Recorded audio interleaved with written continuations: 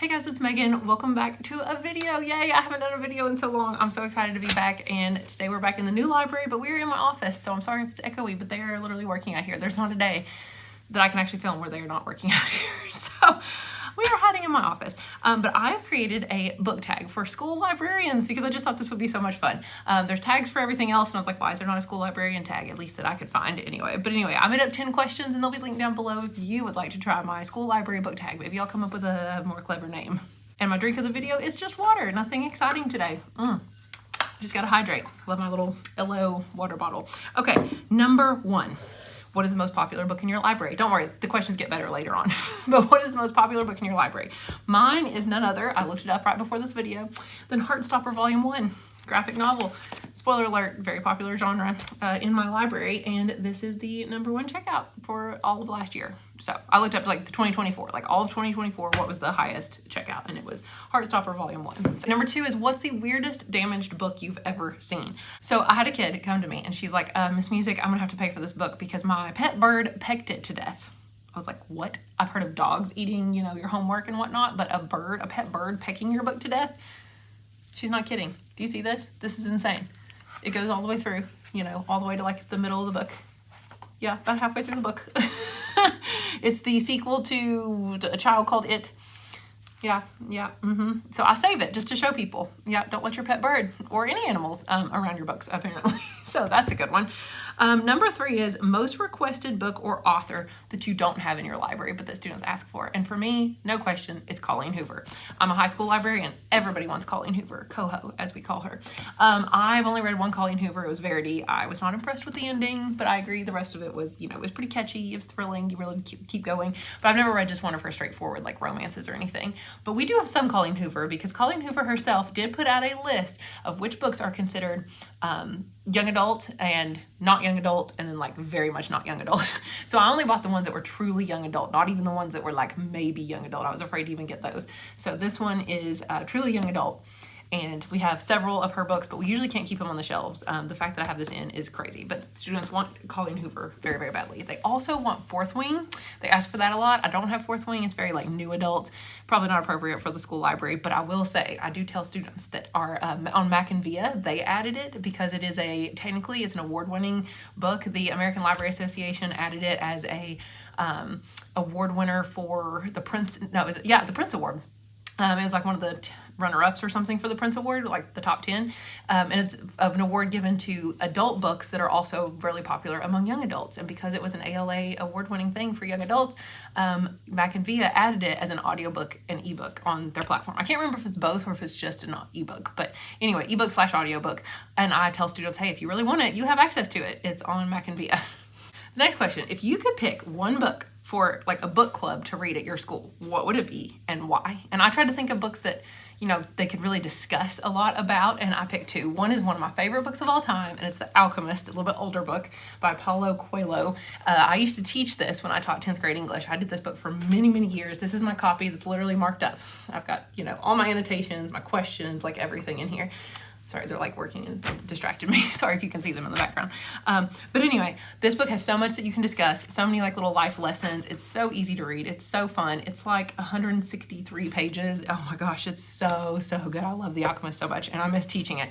But my other option would be Outliers by Malcolm Gladwell, because it's so interesting to learn about how people that maybe are really successful in life, not because they're like smarter than anybody else or because they work harder than anybody else. Like a lot of times that's what people think success is. And this book's like, no, there's actually a lot of people like Bill Gates who, anybody that was maybe, you know, kind of equally smart, like he wasn't just a genius or anything. It was just that he had the right circumstances, that he had access. You know, he lived in this exact time period and he had access to this computer lab where he could practice on the computer for like 10,000 hours. And so nobody else had that access that he did because he could secretly get into this lab or whatever it was. And it talks about how even the smartest man, the man with like the highest IQ, is like a cattle rancher somewhere in the Midwest.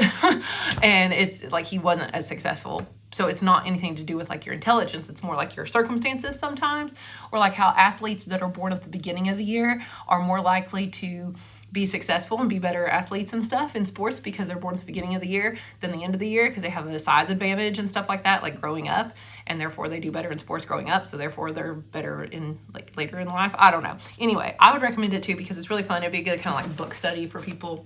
Next question, number 5. A book you would never normally have read yourself, but you were doing a book talk or showing a book trailer and you convinced yourself to read it. And I do this all the time. I would never normally pick up some of these books. I'm like, I wouldn't read like I read Turtles All the Way Down by John Green. I guess I could have answered that for this question. I would never have read Turtles All the Way Down, but I convinced myself to read it because I was like, ooh, there's a little mystery and the character has anxiety. I could read that. But the book I did pick to show you was Solstice by Lawrence Allison, because I love this book and I promote it all the time. I'm like a young adult, like mystery set on an island. I wouldn't read this, but the more I gave book talks about it and read this little synopsis, and I think I even showed a book trailer, and I was like, oh my gosh, it's like the Fire Festival, music festival thing that went totally awry, but then there's a dead body. It's like a tropical island music festival turns into a deadly nightmare in this comic thriller, and it's super, super short, like 250 pages, so much fun, and I'm so glad I read it. Not as glad that I read Turtles All the Way Down. I did not like that book as much, but so sometimes it works out for me that I pick up a book randomly from doing a book talk, and sometimes it does not. Okay, number 6. What is a book that was tough to categorize, like to put in a genre in your library if you're genrefied, because it crosses so many genres? And this happens a lot with graphic novels. I'm like, if it's nonfiction and it's historical, but it's also a graphic novel, I'm like, where do I put it? I wound up putting it with the graphic novels because that is what is really popular. Next is, oh, I guess I should actually show you the book. I would say that A Complicated Love Story Set in Space by Sean David Hutchinson is also very much a genre bending book because, well, you can tell from the title, it's both a romance and a sci-fi book.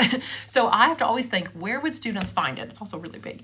I'm like, I think a couple of his books are that way too, where they're just, I cannot categorize them. I'm like, would a student who likes romance want to read this book if they saw it in the romance section? And I decided that not as much as people that like sci-fi would want to read it, perhaps. It's so hard to say. I mean, there's just not many kind of sci-fi books in our romance section, but there's also not a ton of romance books in our sci-fi section, but probably more so. I can't think of any sci-fi that's in our romance section. Maybe I need like a genre bending display or something. But yeah, it was really tough and we decided to go with sci-fi. I usually get students' opinions as well. I'll show my teacher's aides. I have seniors that are my aides. I show them the book and I'm like, where would you guys put this book? And we debate about it and we read the plot synopsis and we look online and we see what other libraries have done and we kind of go from there. But we went with sci-fi, but that one was tough. Okay, number, what is this? 6, 7? I don't even know. 7, 8, 9, 10. Okay, number 7. Yeah, here we go. What's a book that's never been checked out in your library and you think it should have been? Now, I have brand new books that have never been checked out, but as far as like a little bit older book that I'm shocked has never been checked out, I looked up our stats to kind of see like what books had 0 checkouts. Because spoiler alert, I'm also putting little golden tickets in books that have never been checked out. And it says, congratulations, you're the first person to ever check this out. Come and spin the prize wheel and get a prize. And I have a prize wheel to actually spin. It's so much fun. Anyway, and one person has found one so far. It was actually one of my TAs, ironically. Strange the Dreamer, never checked out by Laini Taylor. This is shocking to me because it seems like it's a booktube darling. Everybody, when I first started booktube or started watching booktube in like early 2020, everybody was talking about Laini Taylor. And I read her other book, Daughter of Smoke and Bone. I only made it through the first one and I really liked the first one, but I didn't like the second one very much, so I kind of DNF'd it. But I loved her writing style. It was so beautiful, which is why I'm shocked because I just hear nothing but good things. It's a duology. We have the sequel, you know, it's finished. It's just 2 books. Maybe it's because they're big and chunky. Is that why students don't check them out? Like chunky fantasy that's like 500 pages long. I don't know. Maybe I need to promote this more because I just feel like, I don't even know if Daughter of Smoke and Bone is super popular, but at least it's been checked out. But this one I'm going to have to promote. I actually do have it facing outwards right now with our new dynamic shelving system. And underneath it, I have a little card that tells like a little, you know, cute little synopsis of the book in like 1 sentence. It's really catchy. And I put one of those little things under it in hopes it would get checked out. We shall see. Okay, next is what is your favorite genre? What is the favorite genre in your library? Ours is by far graphic novels. It didn't used to be. That's new trend as of last year. It's crazy. If you have a graphic novel, it will get checked out. Our graphic novel section has been like decimated. There's like nothing left over there. It used to always be realistic fiction was number 1. Fantasy was number 2 and mystery was number 3. But for the last few years, that's really been shifting. One year horror was in the top 3. Last year romance was in the top 3. It beat out fantasy. Last year it was graphic novels was number 1, realistic was number 2, and romance was number 3. That is mind blowing. Usually, you know, horror doesn't usually make it in the top 3. Sci-fi doesn't ever make it in the top 3. Mystery is up there sometimes. Sports, no, but students do like the sports novels. It's just not a very big section. I'm trying to think. Graphic novels number 1. I'm just going to the library to see what else there is. Classics, no. Spanish, first novels. First novels are popular, but we just don't have that many. And romance, like I said, sometimes, like last year, it was in the top 3, which was crazy. Okay, share a book. This is number 9. Share a book that has a long wait list because multiple students are dying to read it. So if you ever put books on hold for students, or you just know that they ask for a book all the time and it's always checked out. For me, it is, well, obviously there's a bunch of graphic novels that are always on hold. Colleen Hoover books always on hold. But one specific book that's not like one of those is Girl in Pieces. People, I don't know what happened. This is an older book, but people want this book right and left. I had 2 copies, one got lost, so then I was down to 1 copy, and then it was broken, and I had to try to fix it, and then somebody checked it out, and then did not return it for like months. And then I had to order finally a new copy. I think the other copy is still checked out, actually, now that I think about it. I think it's still out from like months and months ago. And students are always wanting it, and so I'm always putting it on hold. I've got the new copy. I went ahead and bought the nice like follett bound book that was expensive because I needed it to last a long time because this is so popular. Usually there's always at least 1, if not 2 people waiting for this book. It's never here. That's why I can't show you a physical copy, but I wonder if it got popular on TikTok or something. That's kind of what I'm guessing. And finally, what is a book that you never thought would be a hit, but it ended up being a student favorite? Now, I never thought this book would be that popular. We picked it for Readapalooza last year, and we almost didn't pick it for Readapalooza. I got interrupted on the last book. I don't know what I was saying. We did it for Readapalooza last year, and I gave a poll for Readapalooza with 2 fantasy books on it, and I did not think students would even choose this book. Not only did they choose this book, it was so popular, I had to order like 25 copies of it for students.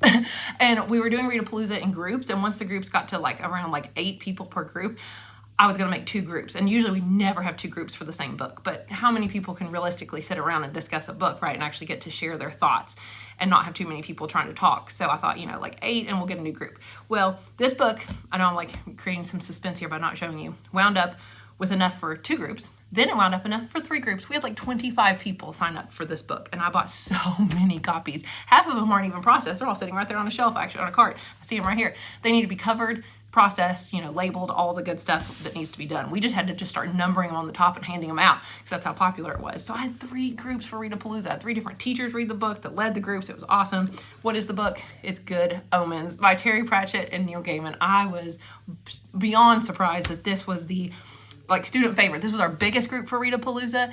I just thought that this was more like an adult book, I guess. You know, I mean, it's kind of dense. It's like the writing style. It's very, I don't know, British sort of humor. It just doesn't seem like students would really love, but I mean, the TV show, I'm sure, is what made it popular. I love the TV show. I love the book. I've read the book. I've watched both seasons of the show. I absolutely love it. I just didn't expect students to love it this much, but it turns out they really, really did. I mean, I think it was more of our big time readers that read it, but yeah, they absolutely loved it, and I'm really glad I did it. Maybe it's also because it wasn't a series, you know, it's just a one story, one book kind of thing. So I got to try to recreate the success of this next year. Year before last, we did A Wizard's Guide to Defensive Baking by T. Kingfisher for Readapalooza as the fantasy choice. It was also standalone. It was kind of funny. I'm starting to realize that funny standalone fantasy might be the way to go for Readapalooza. So let me know down below if you can think of a funny standalone fantasy.